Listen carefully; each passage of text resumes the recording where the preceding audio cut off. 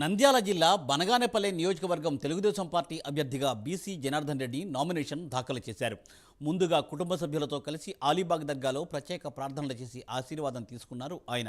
అనంతరం టీడీపీ నాయకులు కార్యకర్తలతో కలిసి తహసీల్దార్ కార్యాలయానికి వెళ్లి నామినేషన్ దాఖలు చేశారు.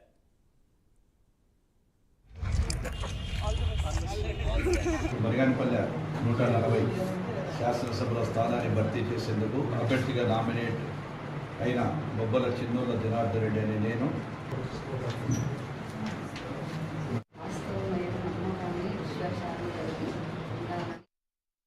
ఈ సందర్భంగా బీసీ జనార్దన్ రెడ్డి మాట్లాడుతూ వైసీపీ ప్రభుత్వం ఏర్పడినప్పటి నుండి విధ్వంసంతో పాలన మొదలుపెట్టి 5 ఏళ్లు దోపిడీ చేశారని ఆరోపించారు.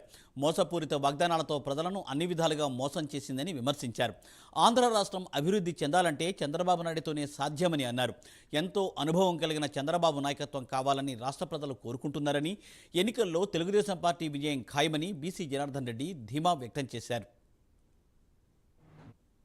ఈరోజు తెలుగుదేశం పార్టీ తరఫున నామినేషన్ వేయడం జరిగింది. తెలుగుదేశం పార్టీ కార్యకర్తలు, నియోజకవర్గ ప్రజల ఆశీర్వాదం ఉంటుందని చెప్పి కోరుకుని ఈరోజు ఒక సుముహూర్తంగా నామినేషన్ వేశాము. ఈరోజు వాళ్ళు గొప్పగా చెప్తా ఉన్నారు, అధికారంలో వచ్చిన తర్వాత చేస్తున్నామని. ఎక్కడ కూడా ప్రజలు ఈరోజు తిరగబడ్డారు. ఫ్యాను రెక్కలు విరిగిపోయాయి. జనమంతా కూడా వెంట పడుతూ ఉన్నారు.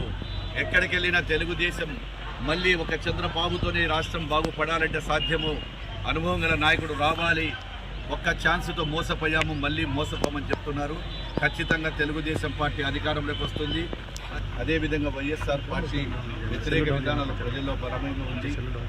5 సంవత్సరాలు అధికారం ఇచ్చిన తర్వాత కూడా వైఎస్ఆర్ ప్రభుత్వము అన్ని వర్గాల ప్రజలను మోసం చేయడం జరిగింది. అదేవిధంగా కార్యకర్తల మీద దాడులు, కేసులు, అనేకమైనటువంటి అరాచకాలు చేయడం జరుగుతూ ఉంది.